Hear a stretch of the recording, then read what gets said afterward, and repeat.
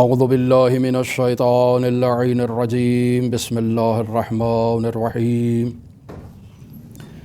الحمد للہ رب العالمین الصلاة والسلام علی اشرف الانبیاء والمرسلین وعلى آلہ الطیبین الطاہرین المعصومین الذین اذہب اللہ عنہم الرجس وطہرہم تطہیرا اللہم صل علی محمد وآل محمد اللہم اخرجنا من الظلمات الوہم واکرمنا بنور الفہم اللہم افتح علینا ابواب رحمتک وانشر علینا خزائن علومک برحمتک یا ارحم الراحمین قال رسول اللہ صلی اللہ علیہ وآلہ وسلم انا لربکم فی ایام دہرکم نفحات الا فتعرضوا لها۔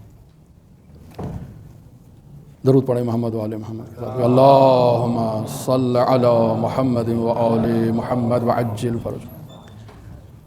رسول خدا صلی اللہ علیہ وآلہ وسلم کا فرمان ذیشان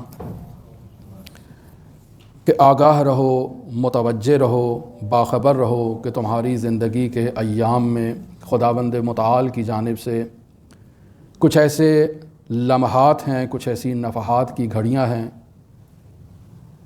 کہ جن سے تم آگاہ رہو، متوجہ رہو اور ان کو ضائع مت کرو، انہیں اپنی آغوش میں لے لو۔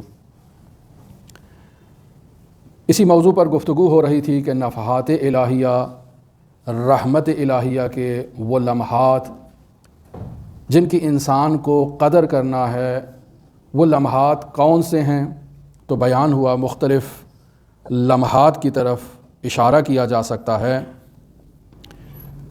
وہ لمحات کہ جن لمحات میں انسان کا اللہ سے رابطہ مضبوط ہو، وہ لمحات جو لمحات توجہ ہوں، جن میں انسان اللہ کی طرف متوجہ ہو، وہ لمحات جو لمحات عبادت ہیں، انسان اللہ کی بارگاہ میں عبادت کے لیے حاضر ہوتا ہے، وہ لمحات جو لمحات دعا ہیں، جن میں انسان اللہ کی بارگاہ میں دعا کرتا ہے، وہ لمحات جو لمحات توسل ہیں کہ جن لمحات میں انسان خداوند متعال کی بارگاہ میں حضرات اہل بیت علیہم الصلاۃ والسلام کو وسیلہ قرار دیتا ہے، وہ لمحات کہ جن لمحات میں انسان اللہ کی بارگاہ میں روزہ رکھ کے حاضر ہوتا ہے اور اللہ کی بارگاہ میں التجا کرتا ہے، خداوند متعال اس کی التجاؤں کو قبول فرماتا ہے اور اس کے لیے اپنی رحمتوں کے دروازے کھول دیتا ہے۔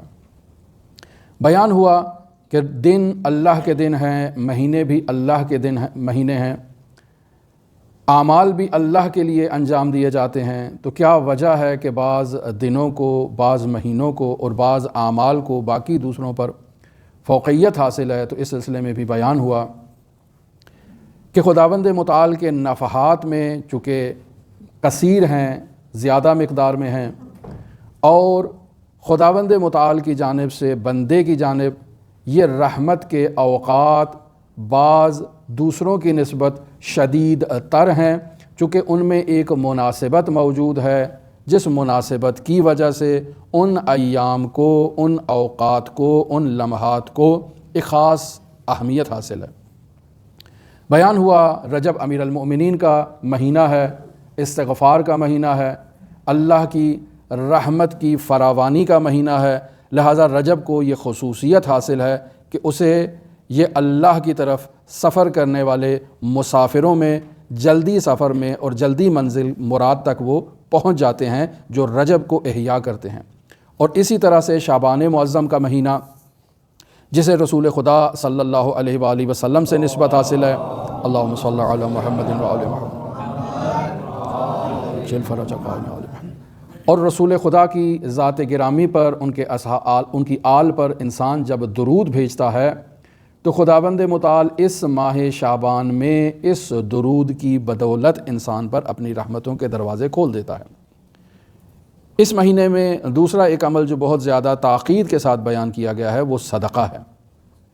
انسان اللہ کی بارگاہ میں اللہ کی خوشنودی کے لیے، اللہ کے تقرب کے حصول کے لیے صدقہ دے، ولو ایک آدھی کھجور انسان اللہ کی راہ میں خیرات کرتا ہے۔ وہ آدھی کھجور جو بطور معمول ہم اپنی زندگی میں اپنے گھر میں اگر کوئی چیز کھا کر رکھ دیتے ہیں تو دوبارہ اس کی طرف رغبت نہیں کرتے ہیں، بس اوقات لوگ پھینک دیتے ہیں۔ لیکن خداوند متعال کی بارگاہ میں اگر انسان اس آدھی کھجور کو بھی دل کی گہرائیوں سے اللہ کی بارگاہ میں اگر صدقہ دے دیتا ہے تو خدا اسے قبول کر لیتا ہے۔ لہٰذا بیان ہوا کہ ماہ رجب المرجب میں، ماہ شعبان المعظم میں، کل کے گفتگو میں صلوات کی فضیلت کو بیان کیا گیا، تو ایک اہم عمل جو شعبان میں بیان کیا گیا وہ درود کا ہے، صلوات کا ہے، اور بیان ہوا کہ بطور خاص جمعرات اور جمعے کو عصر کے وقت درود رسول خدا صلی اللہ علیہ وآلہ وسلم پر اگر بھیجا جائے، اللہم صلی علی محمد و آل محمد وعجل فرج، تو خداوند متعال ہزار ہزار انسان کی زندگی میں اپنی رحمتیں، اپنی برکتیں نازل فرماتا ہے۔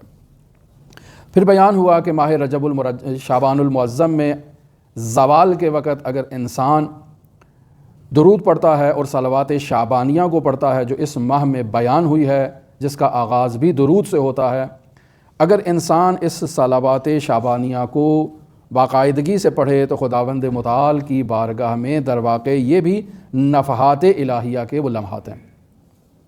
لہذا بیان ہوا کہ یہ صلوات شعبانیہ ہر روز زوال کے وقت قرأت کرنے کا حکم بیان ہوا ہے، لیکن اگر انسان زوال کے وقت اسے نہیں قرأت کر سکتا تو زوال کے علاوہ انسان کو جب بھی وقت ملے تو صلوات شعبانیہ کی قرأت کرے۔ لیکن یہ صلوات شعبانیہ گو کہ اس کے نام کے ساتھ شعبان کا مہینہ جڑا ہے، لیکن یہ صلوات شعبان کے ساتھ مخصوص نہیں ہے۔ انسان اپنی زندگی میں کسی بھی لمحے اس صلوات کو کسی بھی مہینے میں پڑھ سکتا ہے، اور اس صلوات کی بدولت انسان اللہ کا تقرب حاصل کر سکتا ہے۔ عین اسی طرح سے جیسے ماہ رجب المرجب میں جو دعائیں بیان کی گئی ہیں، گو کہ وہ دعائیں رجب کے نام کے ساتھ مشہور ہیں، جنہیں دعائیں رجبیہ کہا جاتا ہے، لیکن وہ مخصوص رجب کے ساتھ نہیں ہیں۔ انسان سال بھر میں کسی بھی مہینے، کسی بھی دن، کسی بھی لمحے جب اس کا اللہ سے رابطہ کرنے کو دل کرے اور ایک خاص لمحہ ہو، انسان ان دعاؤں کو اللہ کی بارگاہ میں بیان کر سکتا ہے۔ یا من ارجوہ لکل خیر وآمن سخطہ عند کل شر، کسی وقت بھی انسان اللہ کی بارگاہ میں رابطہ کرنا چاہے تو ان دعاؤں کو کر سکتا ہے۔ یہ رجب کے ساتھ مخصوص نہیں ہے، یہ صلوات جو صلوات شعبانیہ ہے یہ شعبان کے ساتھ مخصوص نہیں ہے۔ یہ مناجات جو مناجات شعبانیہ ہیں اور شعبان کے مہینے میں یہ مناجات کی جاتی ہیں جو امیر المؤمنین سے نقل ہوئی ہیں، یہ شعبان کے ساتھ مخصوص نہیں ہے۔ انسان کسی بھی وقت ان مناجات کو اللہ کی بارگاہ میں بیان کر سکتا ہے۔ اور پھر جب انسان صلوات بھیجتا ہے حضرات محمد و آل محمد کی ذات طیبہ پر، تو انسان کو اس نقطے کی طرف توجہ ہونی چاہیے کہ کن ہستیوں کے اوپر انسان درود بھیج رہا ہے۔ لہٰذا روایت آپ کی خدمت میں بیان کرتا ہوں، حضرت جابر بن عبداللہ الانصاری سے ہے۔ درود پڑھیں محمد و آل محمد کی ذات پہ، اللہم صلی علی محمد و آل محمد وعجل فرجہ۔ جابر بن عبداللہ الانصاری اس روایت کو جناب رسول خدا صلی اللہ علیہ وآلہ وسلم کی بارگاہ میں سوال کر رہے ہیں۔ جی ہاں، رسول خدا سے سوال کرتے ہیں، بہار الانوار ہے، جلد نمبر 25 ہے، حدیث نمبر صفحہ نمبر 21 ہے، حدیث نمبر 37 میں ہے۔ جابر بن عبداللہ الانصاری قال قلت لرسول اللہ صلی اللہ علیہ وآلہ وسلم، میں رسول خدا سے سوال کرتا ہوں، پوچھتا ہوں، اول شیء خلق اللہ تعالی ما ہوا، یا رسول اللہ بتائیے سب سے پہلی چیز جسے خداوند متعال نے خلق فرمایا ہے وہ کیا چیز ہے؟ فقال نور نبی کا یا جابر، اے جابر، اللہ نے سب سے پہلے جس مخلوق کا آغاز کیا ہے وہ تمہارے نبی کا نور ہے۔ کوئی فرشتہ خلق نہیں ہوا، کوئی موجود خلق نہیں ہوئی، حضرت آدم علی نبینا و علیہ و علیہ السلام کا ابھی وجود خلق نہیں ہوا۔ سب سے پہلی مخلوق جو خداوند متعال نے خلق فرمائی جسے صادر اول کہا جاتا ہے، تو رسول خدا فرماتے ہیں نور و نبی کا یا جابر، اے جابر، اللہ نے سب سے پہلے آپ کے نبی کے نور کو خلق فرمایا ہے۔ اور پھر فرماتے ہیں خلقہ اللہ ثم خلق منہ کل خیر، سب سے پہلے اللہ نے آپ کے نبی کے نور کو خلق فرمایا ہے، اور پھر خلق منہ، پھر اللہ نے اس کے ذریعے سے کل خیر، ہر خیر کو خداوند متعال نے خلق فرمایا ہے۔ بس یہ کہ بحث ہے کہ معاشرے میں خیر اور شر کی جو بات کی جاتی ہے، اور بعض لوگوں کا یہ نظریہ ہے کہ خیر ہی و شر ہی من اللہ تعالیٰ، کہ خیر اور شر اللہ کی جانب سے ہیں، تو نہیں، ہرگز نہیں، خیر اللہ کی جانب سے ہے، شر کا اللہ سے کوئی تعلق نہیں ہے۔ یہ بندے جو آپس میں ایک دوسرے سے رابطہ قائم کرتے ہیں، ایک دوسرے سے لین دین کرتے ہیں، ایک دوسرے کے ساتھ معاشرت کرتے ہیں، تو اس میں یہاں یہ بندے شر ایجاد کرتے ہیں۔ کوئی کسی کے ساتھ برائی کرتا ہے، کوئی کسی پہ ظلم کرتا ہے، لوگوں کا آپس میں جو تعلق ہوتا ہے اس کی وجہ سے شر ایجاد ہوتا ہے۔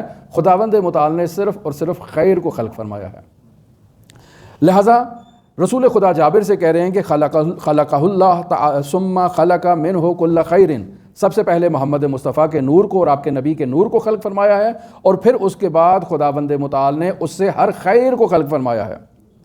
لہٰذا انسان جب اس حقیقت کو پہچان لیتا ہے کہ رسول خدا صلی اللہ علیہ وآلہ وسلم کی عظمت کیسی عظمت ہے، تو انسان درواقع رسول خدا پر دل کی گہرائیوں سے صلوات بھیجتا ہے، اور جب انسان دل کی گہرائیوں سے صلوات بھیجتا ہے اور قرآن مجید کی طرف متوجہ ہوتا ہے کہ خداوند متعال ارشاد فرما رہا ہے کہ ان اللہ و ملائکتہ یصلون علی النبی یا ایھا الذین آمنوا صلوا علیہ وسلموا تسلیما اللہم صل علی محمد و آل محمد وعجل۔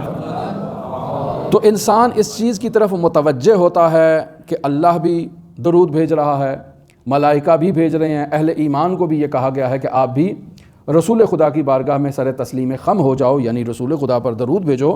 اس سے کیا مراد ہو سکتی ہے؟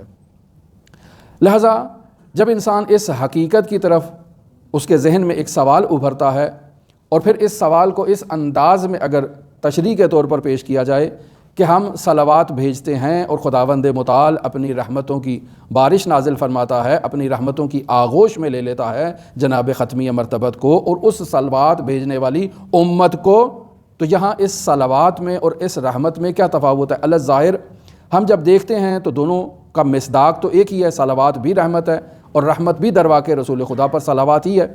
تو جب اس حقیقت کی طرف متوجہ ہوتا ہے کہ اللہ بھی درود بھیج رہا ہے، ملائکہ بھی درود بھیج رہے ہیں، اور اہل ایمان کو بھی یہ حکم ہوا ہے، تو پس درواقع یہ سب صلوات ہے، اور خداوند متعال کی جانب سے جو رحمت آ رہی ہے اور اس رحمت کے نتیجے میں درجات میں اضافہ ہوتا ہے مومنین کے، تو یہاں انسان اس حقیقت کی طرف متوجہ ہو جاتا ہے کہ جب انسان اور فرشتے رسول خاتم پر درود بھیجتے ہیں تو در واقع ان کا درود بھیجنا اللہ کی بارگاہ میں اس رحمت کے تقاضے اور سوال سے متعلق ہے۔ یعنی ہم اور فرشتے اللہ کی بارگاہ میں رسول خاتم اور ان کی آل سے متعلق جو درود بھیج رہے ہیں تو اللہ سے تقاضا کرتے ہیں کہ اللہ تو اپنی رحمتوں کا نزول فرما اس خاندان پر۔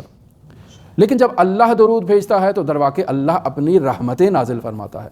لہذا صلوات اور رحمت میں جو تفاوت ہے وہ تفاوت یہی ہے کہ اللہ کی جانب سے اگر صلوات ہو تو وہ رحمت ہے، فرشتوں کی جانب سے اگر صلوات ہو، انسانوں کی جانب سے اگر صلوات ہو تو یہ طلب رحمت ہے، تقاضا کرنا ہے کہ اے خدا تو ان پر اپنی رحمت فراوان فرما، ان کو اپنی رحمت کی آغوش میں لے لے۔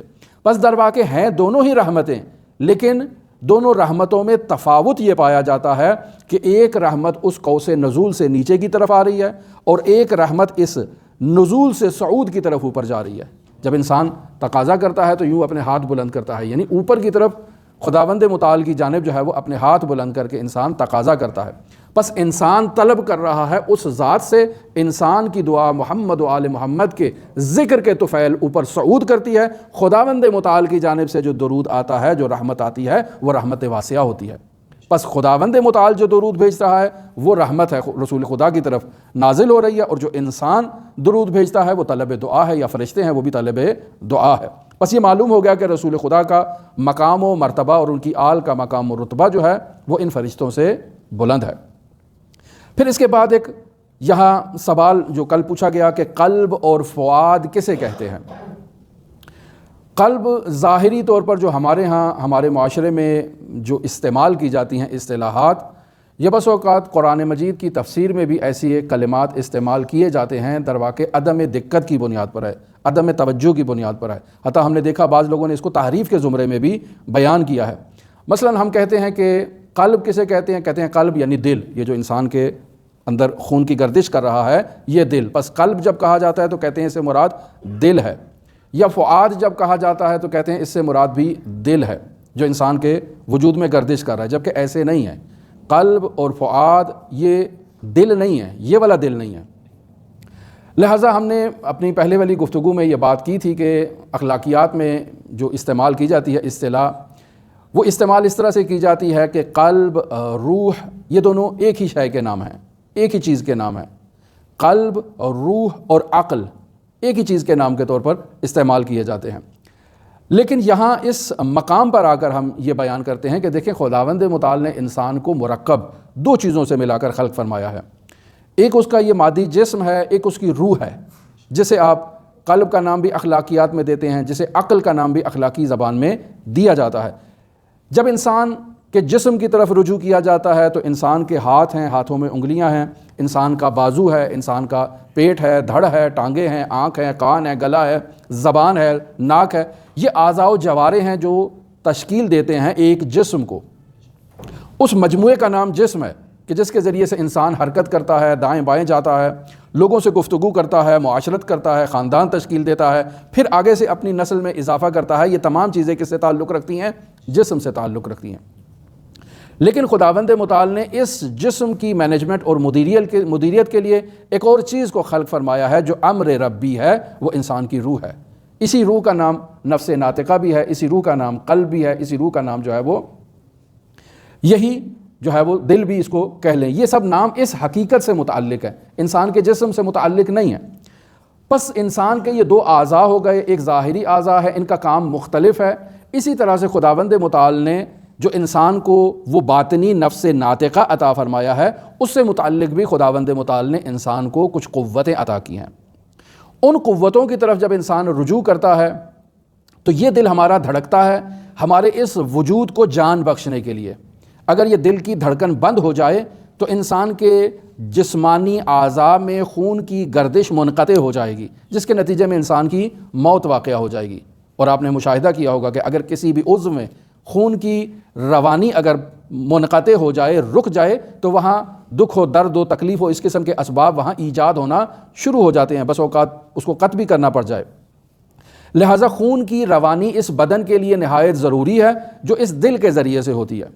لیکن انسان کی وہ حقیقت جو انسان کی روح ہے، انسان کا جو نفس ناطقہ ہے، اس میں بھی خداوند متعال نے انسان کو کچھ قوتیں عطا کی ہیں، اور وہ نفس ناطقہ جو ہے وہ اگر جو ہے وہ سوچتا ہے، اگر وہ علم حاصل کرتا ہے، کلیات کو درک کرتا ہے، تو یہ جو انسان کے ادراکات ہیں، جو انسان کے احساسات ہیں، جو انسان کا علم ہے، کہ جسے آپ منطق کی زبان میں کہتے ہیں کہ انسان حیوان ناطق ہے، ایک ایسا حیوان ہے جو نطق کرتا ہے، گفتگو کرتا ہے، تکلم کرتا ہے۔ لیکن یہاں تکلم سے مراد زبان سے گفتگو کرنا نہیں ہے، بلکہ اپنی سوچ سے، اپنے ادراک سے، اپنے شعور سے انسان کا گفتگو کرنا ہے۔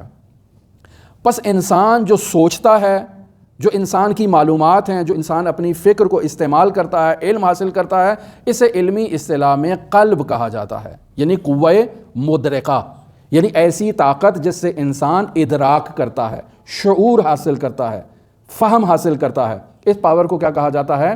قلب کہا جاتا ہے۔ پھر جب انسان اس ادراک کے نتیجے میں کسی ایک طرف رجحان اختیار کرتا ہے تو اسے فؤاد کہا جاتا ہے۔ مثلا یہ اچھائی ہے، میں اس اچھائی کی طرف رجوع کر رہا ہوں، میں خداوند متعال کی طرف رجوع کر رہا ہوں، میں آگے کی طرف ترقی کر رہا ہوں۔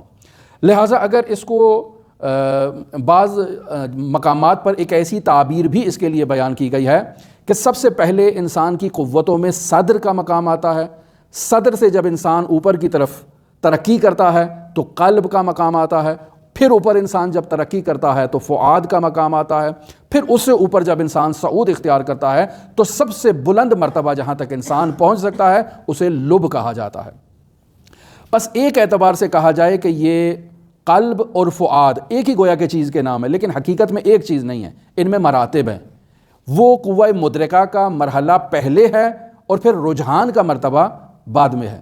لیکن بطور معمول ہمارے جو مفسرین ہیں یا جو شخصیات ہیں جو ترجمہ کرتے ہیں وہ اس کا دل ہی ترجمہ کرتے ہیں۔ مثلا سورہ اسراء کی آیت نمبر 36 میں ارشاد فرماتا ہے خداوند متعال، بسم اللہ الرحمن الرحیم، وَلَا تَقْفُ مَا لَيْسَ لَكَ بِهِ عِلْمٌ۔ کیا ہو گیا تمہیں؟ ایک چیز کے پیچھے ہی پڑ جاتے ہو، اور جس چیز کا تمہیں علم ہی نہیں ہے پھر اس کے پیچھے ہی پڑ گئے اور اسی کے پیچھے لگے ہوئے ہو، کیا وجہ ہے اس کی؟ پھر آگے فرماتا ہے اِنَّ السَّمْعَ وَالْبَصَرَ وَالْفُؤَادَ كُلُّ أُولَٰئِكَ كَانَ مَسْئُولًا، کہ سم جس کا یہاں ترجمہ جو قرآن مجید میں کیا گیا ہے کہ کان، سم یعنی کان، بصر یعنی آنکھ، فؤاد یعنی دل، یعنی کان، آنکھ اور دل. اس کے بارے میں کیا ہے؟ کل اولئک کان عنہ مسئولا، ان میں سے ہر ایک چیز کے بارے میں سوال کیا جائے گا، ہر چیز ذمہ دار ہے، ہر چیز سے پوچھا جائے گا. اب اگر اس کا یہ ظاہری ترجمہ دیکھیں تو چونکہ سم کا ترجمہ جو ہے وہ کان کیا ہے، بصر کا ترجمہ آنکھ کیا ہے، فؤاد کا ترجمہ دل کیا ہے، اگر اسی حد تک اس کو رکھا جائے تو یہاں مفسرین کہتے ہیں کہ یہ تحریف ہے، یہ درست نہیں ہے. کیوں؟ چونکہ سم کا مطلب کان نہیں ہے، سم کا مطلب ہے سننا، وہ پاور جو انسان سنتا ہے، یہ ایک وسیلہ ہے سننے کا. جیسے یہ مائک ہے جو ایک وسیلہ ہے میری آواز آپ تک منتقل کرنے کا، پہنچانے کا. اب سوال ہے کہ یہ مائک بول رہا ہے؟ نہیں، مائک تو بول نہیں رہا ہے، میری زبان کے ذریعے سے کلمات ادا ہو رہے ہیں، اس مائک نے ان کو کیچ کیا ہے، آپ تک منتقل کیا ہے، لیکن یہ مائک بول نہیں رہا ہے، یہ ایک وسیلہ ہے. جیسے یہ مائک ایک وسیلہ ہے، ایسے ہی میری زبان بھی ایک وسیلہ ہے، میرا کان بھی ایک ذریعہ ہے، سننے کا ایک آلہ ہے، آنکھ بھی دیکھنے کا ایک آلہ ہے، ایک ذریعہ ہے. یہ باقی اعضاء و جوارح، مثلا انسان اپنے ہاتھوں سے لمس کرتا ہے، یہ بھی ایک وسیلہ ہے لمس کرنے کا، لیکن ان کے پیچھے ایک ملکوت ہے ان کا، جس کی مدیریت انسان کی روح، انسان کا نفس ناطقہ اس کی مینجمنٹ کر رہا ہے. پس صرف اس وسیلے سے دیکھنا مطلوب نہیں ہے، بلکہ وہ جو پاور دیکھنے کی ہے وہ نفس ناطقہ سے تعلق رکھتی ہے، وہ بولنے کی جو حقیقی پاور ہے وہ نفس ناطقہ سے تعلق رکھتی ہے، وہ سوچنا جو انسان اپنے مغز سے سوچتا ہے، جو ادراک کرتا ہے، جو قوہ مدرکہ ہے، وہ نفس ناطقہ سے تعلق رکھتا ہے. لہٰذا انسان جب ان حقائق کی طرف متوجہ ہوتا ہے جو ان اعضاء و جوارح کے پیچھے پوشیدہ ہیں، تو ایک نئے افق کی طرف انسان کا قدم جو ہے وہ آگے بڑھتا ہے، اور ایک نئی معلومات میں انسان کے اضافہ ہوتا ہے. درود پڑھیں محمد وآل محمد کی ذات. اللہم صلی علی محمد وآل محمد وعجل فرج. لہذا رسول خدا پر جب ہم صلوات بھیجتے ہیں تو یہ اللہ کی جانب سے رحمت کا ہم تقاضا کرتے ہیں. لہذا قرآن مجید میں دیکھیں، آیات میں دیکھیں، روایات میں دیکھیں، تو اللہ کی طرف سے رحمت جو ہے وہ تقوینی اعتبار سے بھی اور تشریعی اعتبار سے بھی اس کا فیض مسلسل جاری ہے جناب خاتم الانبیاء محمد مصطفیٰ اور ان کی آل پر. اور اس کے مراتب ہیں، یہ ذو مراتب ہے. ہم جب درود بھیجتے ہیں تو اس کے بھی جو ہے وہ انسان کی جو بھیجنے والا ہے اس کی جو صلاحیت ہے، جو اس کی حیثیت ہے، اس کے مطابق اس کے تفاوت خود بخود آشکار ہو جاتا ہے. روایت آپ کی خدمت میں بیان کرتا ہوں. سمعت علی ابن الحسین یقول، امام زین العابدین علیہ الاف و تحیت وسلم سوال ہے، ان اللہ عز وجل خلق محمدا وعلیا والائمہ احد عشر من نور عظمتہ.